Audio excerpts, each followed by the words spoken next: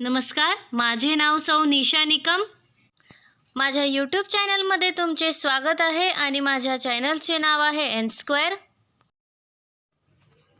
8 science chapter 3 force and pressure. Topic आहे contact force and non contact force. Force and pressure हा आपला इयत्ता 8वीचा तिसरा धडा आहे. ह्या धड्यामध्ये आपल्याला फोर्स अँड प्रेशर यांचा कन्सेप्ट समजून घ्यायचा आहे. पुढील इयत्ता 9वी, 10वी, 11वी आणि 12वी या इयत्तेमध्ये सुद्धा आपल्याला फोर्स आणि प्रेशर यांचा कन्सेप्ट लागणार आहे. त्यामुळे आपली इयत्ता 8वीमधील हा धडा फोर्स अँड प्रेशर हा बेस धडा आहे. फोर्स अँड प्रेशरपैकी आज आपण फोर्स या टॉपिकचा अभ्यास करणार आहोत.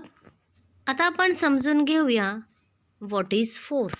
फोर्सची डेफिनेशन आपल्याला समजून घ्यायची की जर आपण एखादी वस्तू उचलली आहे आणि आपण तिच्यावर फोर्स अप्लाय केला आहे म्हणजे काय, हा अर्थ आपल्याला समजून घ्यायचा आहे. म्हणून आपला पहिला क्वेश्चन आहे व्हॉट इज फोर्स. आन्सर आहे to push and pull on object it is called as force. फोर्सबद्दल काय, एखाद्या ऑब्जेक्टला आपण पुश केलं किंवा त्या ऑब्जेक्टला आपण पुल केलं तर त्याला आपण फोर्स अप्लाय केला असं म्हणणार आहोत. Force is a vector quantity. SI unit is Newton. Force he vector quantity आहे कारण तिला मॅग्नेट्यूड पण आहे आणि डायरेक्शन पण आहे आणि त्याचं SI युनिट काय आहे, न्यूटन आहे. तर आपण जी डेफिनेशन बघितली आहे to push and pull on object it is called as force, त्याचं आपण एक्झाम्पल बघूया. ह्या उदाहरणामध्ये हा मुलगा आहे, हा गाडीला पुश करतो आहे आणि पुश केल्यानंतर तो जो ऑब्जेक्ट आहे तो मूव्ह होणार आहे. सेकंड चित्रामध्ये आपल्याला असं दिसतं आहे की हा जो मुलगा आहे ह्या गाडीला पुल करतो आहे म्हणजे ओढतो आहे आणि मग तो ऑब्जेक्ट मूव्ह होतो आहे. तिसऱ्या चित्रामध्ये पण हा मुलगा ह्या ऑब्जेक्टला पुल करतो आहे आणि मग तो ऑब्जेक्ट मूव्ह होणार आहे. म्हणजेच एखाद्या ऑब्जेक्टवर आपण पुश किंवा पुल करत असो तर त्याच्यावर फोर्स अप्लाय होत आहे असं आपण म्हणणार आहोत आणि त्याचं युनिट हे न्यूटन राहणार आहे आणि त्याची क्वांटिटी म्हणजेच फोर्स हा वेक्टर क्वांटिटी असणार आहे कारण त्याला डायरेक्शन पण आहे आणि मॅग्नेट्यूड पण आहे. आता आपण बघणार आहोत टाइप्स ऑफ फोर्सेस. आन्सर आहे muscular force, electrostatic force, gravitational force, frictional force, magnetic force and mechanical force. Third question आहे आपला what is Newton's first law of motion. Answer आहे a stationary object on which no force is acting remains stationary. An object in motion continues to move with the same speed and direction when no force is acting on the object. This is Newton's first law of motion. Can you recall मध्ये आपल्याला हे questions विचारलेलं आहे what is force, types of forces and what is Newton's first law of motion. हे आपण आधीच्याच इयत्तेमध्ये शिकलेलं असतं त्यामुळे आपल्याला रिव्हिजन करणं खूप गरजेचं असतं. तर आपण इथे बघतो आहे की Newton's first law of motion काय सांगितलं आहे. A stationary object on which no force is acting. स्टेशनरीच राहणार आहे जोपर्यंत त्याच्यावर आपण कुठलाही एक्स्ट्रा फोर्स अप्लाय करणार नाही किंवा अनबॅलन्स फोर्स अप्लाय करणार नाही तोपर्यंत तो ऑब्जेक्ट स्टेशनरीच राहणार आहे. An object in motion continues to move with the same speed and direction when no force is acting on the object. एखादा ऑब्जेक्ट जर मोशनमध्ये असेल कंटिन्युअसली तर त्याचा स्पीड सेम असेल आणि त्याची डायरेक्शन पण सेम राहणार आहे जोपर्यंत त्याच्यावर आपण कुठलाही दुसरा फोर्स अप्लाय करत नाही तोपर्यंत तो ऑब्जेक्ट त्याच डायरेक्शनने आणि त्याच सेम स्पीडने मूव्ह होत राहणार आहे. म्हणून न्यूटन्स फर्स्ट लॉ सांगतो की जो ऑब्जेक्ट रेस्टमध्ये आहे तो रेस्टमध्येच राहणार आहे आणि जो ऑब्जेक्ट मोशनमध्ये असणार आहे तो मोशनमध्येच राहणार आहे अनलेस अँड अंटिल जोपर्यंत आपण त्याच्यावर एक्सटर्नल फोर्स किंवा अनबॅलन्स फोर्स अप्लाय करत नाही तोपर्यंत. हाच आहे आपला Newton's first law of motion. Are there any forces acting on the ball if it is stationary? जर एखादा बॉल स्टेशनरी असेल तर त्याच्यामध्ये फोर्स ॲक्ट होत असतील का फोर्सेस ॲक्ट होत असतील? हे ग्राउंड आहे आणि इथे बॉल आहे. हा बॉल स्टेशनरी आहे म्हणजे रेस्ट पोझिशनला आहे. तर याच्यावर कुठले फोर्सेस ॲक्ट होत असतील का? तर याचं उत्तर येस असं आहे. कारण बॉलला खालून ग्रॅव्हिटेशनल फोर्स असेल आणि तेवढाच त्याच्यावर ॲक्ट होणार आहे नॉर्मल फोर्स. जितका ग्रॅव्हिटेशनल फोर्स ॲक्ट होणार आहे तितकाच नॉर्मल फोर्स असणार आहे. म्हणून त्यांच्यावर ॲप्लाय झालेला फोर्स हा बॅलेन्स असणार आहे. तो बॅलेन्स असल्यामुळे त्याच्यावर आलेला नेट फोर्स हा 0 असणार आहे आणि त्यामुळे तो ऑब्जेक्ट स्टेशनरीच राहणार आहे जोपर्यंत त्यांच्यावर आपण कुठलाही एक्सटर्नल फोर्स ॲप्लाय करणार नाही आणि तो अनबॅलेन्स होणार नाही त्याचा बॅलेन्स फोर्स, तोपर्यंत तो ऑब्जेक्ट स्टेशनरीच राहणार आहे. आपण टाईप्स ऑफ फोर्सेस बघितले. तर ते types of forces gravitational force, frictional force, magnetic force, electrostatic force, muscular force हे कॉन्टॅक्ट फोर्सेस आहेत का नॉन कॉन्टॅक्ट फोर्सेस आहे यांचा आपल्याला अभ्यास करायचा आहे. आता आपण कॉन्टॅक्ट फोर्सेस म्हणजे काय यांचा अभ्यास करू. इथे चित्रात आपल्याला एक माणूस गाडीला पुश करताना दिसतोय. दुसऱ्या चित्रात आपल्याला एक मुलगा कुत्र्याला ओढताना दिसतोय आणि तिसऱ्या चित्रामध्ये एक मुलगा बॉलला किक करताना आपल्याला दिसतोय.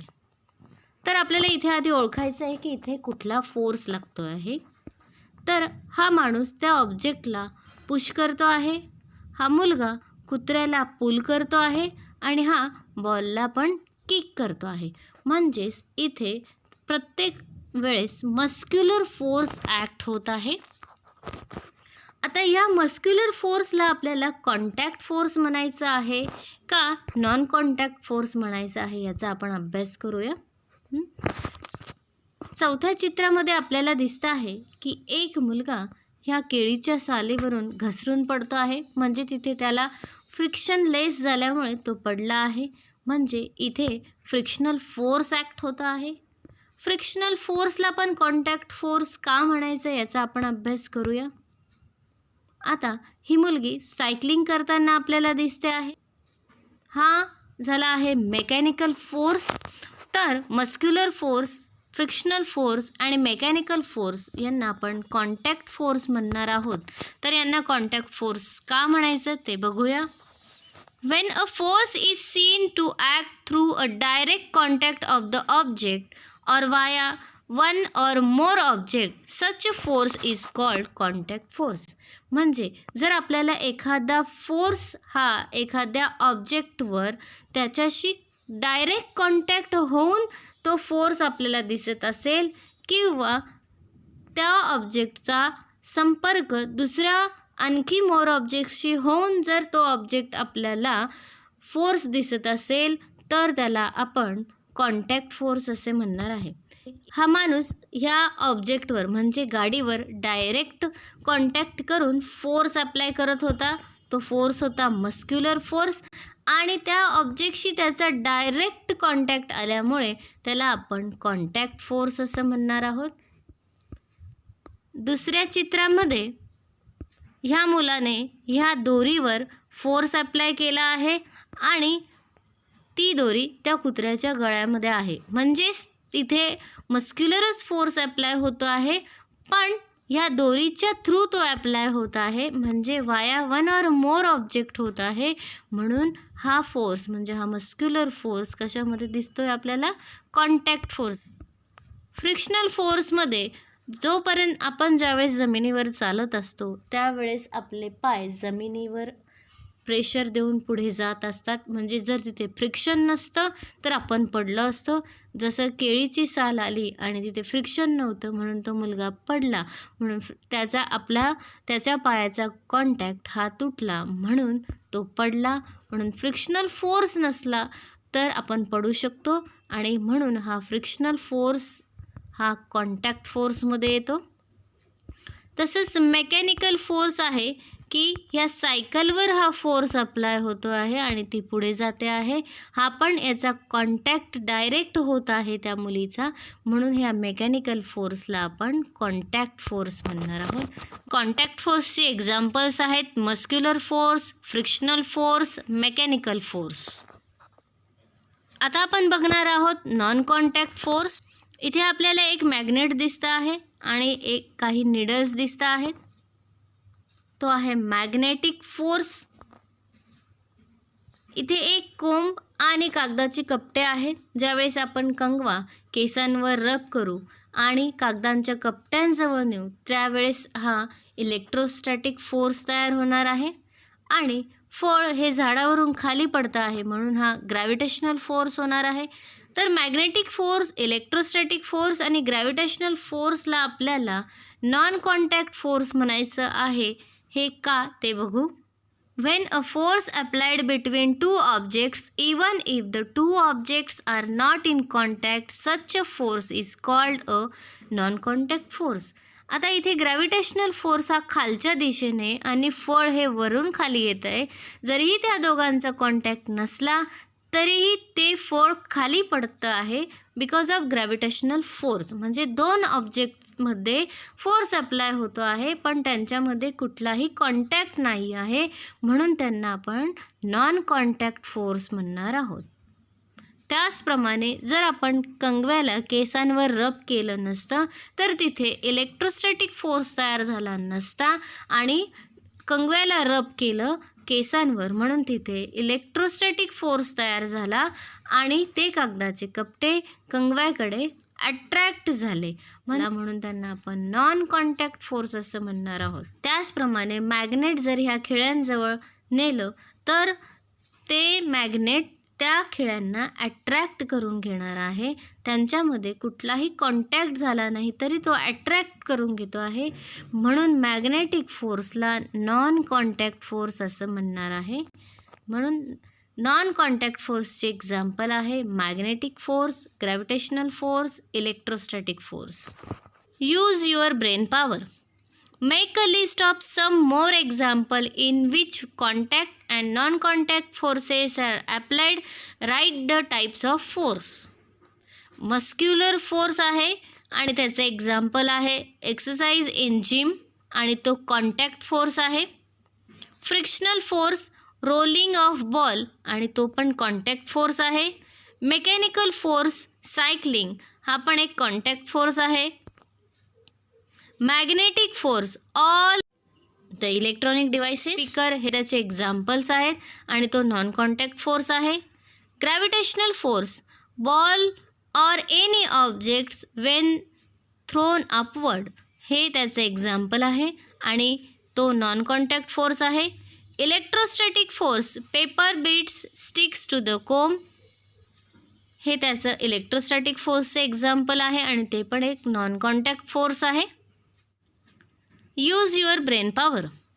You have learned about static electricity in the previous standard.